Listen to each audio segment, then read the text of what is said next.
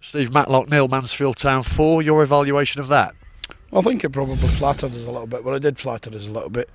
I think it possibly took us about an hour to realise that we were playing for a place at Crewe. And that wasn't just in one area of the team, all apart from the goalkeeper, who made one or two decent tidy saves, which you'd expect him to make.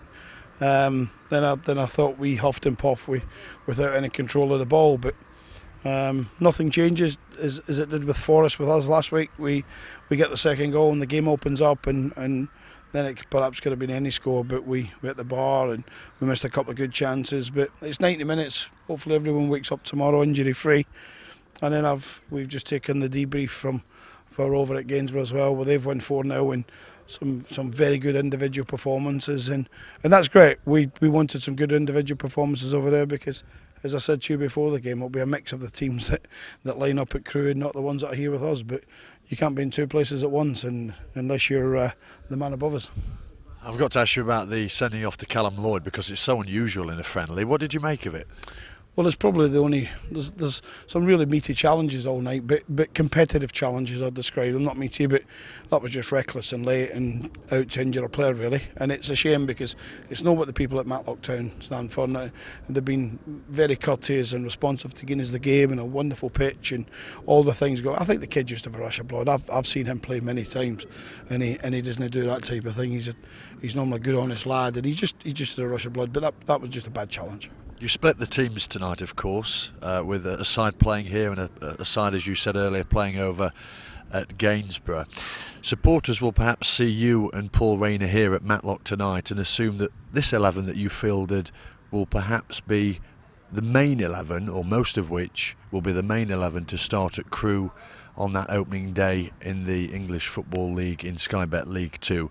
Would they be right or wrong in assuming that? Be wrong. We've no genuinely said I've got 6 or 7 in my team already. Some of them are at Gainsborough. But sometimes I've come here tonight. David Murphy has been out with a bad virus, as you know, lost almost 4 kilos in weight, and I come to make sure he was okay. And I come to look at one or two little things that I wanted to look at. You know, certain players across the middle of the field I wanted to look at, and you know, I wanted to look at that firsthand. If you look at the people that's largely at Gainsborough, I pretty much know inside out what most of them can do. With the exception, of course, being Sterling James, but I've told our supporters many times he's going to be a huge player for this football club.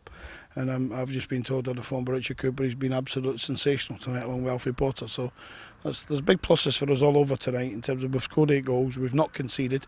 As far as we know now, we've come through injury free. There'll be a mixture of teams that's and supporters will see Alfreton will probably play a 60 and a 30 at Alfreton, and maybe the same at Rainworth in midweek as well, because we've got to be respectful to them as well. So we'll make sure the sides are mixed. But we're pretty much after Alfreton. We know what we're going to do.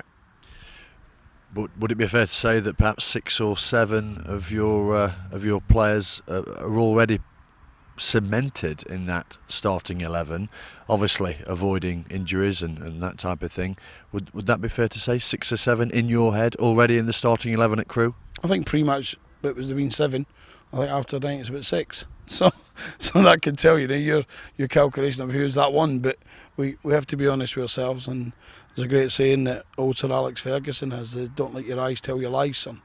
And so that's why we're here tonight. We wanted to watch one or two things, and we'll watch the lads who are largely over there. The reports are great because the 3 or 4 that we wanted a reaction from, by the sounds of it, and Richard Cooper and Mike Whitler, they're good guys, they're honest guys, they're in-your-face people, and they've already spoken, as you've seen there on the telephone, to Paul Rayner, plus of course messaged me. So, and their feedback on the 3 or 4 characters that we questioned have been outstanding. And you know, you consider Gainsborough's a good club. They're in Conference North. They've lost by the odd goal to pretty much full strength Rotherham, or certainly a good part of Rotherham's first team squad last week. Almost an identical line up for Gainsborough tonight. For us to go there and win 4, and could have been a lot more. Typifies what I hoped would happen over there. And tonight in the second half, it took us till 65 minutes to play. But when we played, you seen the golfing class. I must admit, in the second half, I thought Leanne Gow and Jacob Mellis were very good. But you know, it's easy with 10 men against you. Bit of housekeeping very finally. Jordan Slew, the trialist who you've had for a few weeks. What's the latest? Decision tomorrow. I've got a meeting with the chairman and the chief executive tomorrow on a number of transfer matters. and that's obviously at the top end of them, because we have to be very respectful to whether we're going to do something or try and do something with Jordan or whether we're not. So I need to sit down with the chairman, we'll share our thoughts, and between Paul Rain and myself and the chairman, the chief exec, we'll make a decision that we think is right for us. Another target? Well, there's a couple of other targets that we've made some moves on today. There, you know, I think I said it, if nothing was happening on a preferred target last week, which was going to involve a decent little sum of money, then we can't get an answer for that, because they've not moved yet, they've not got their target in, so we have to almost abandon that and look after ourselves. Steve Evans, thank you. Pleasure. Thank you, Gavin.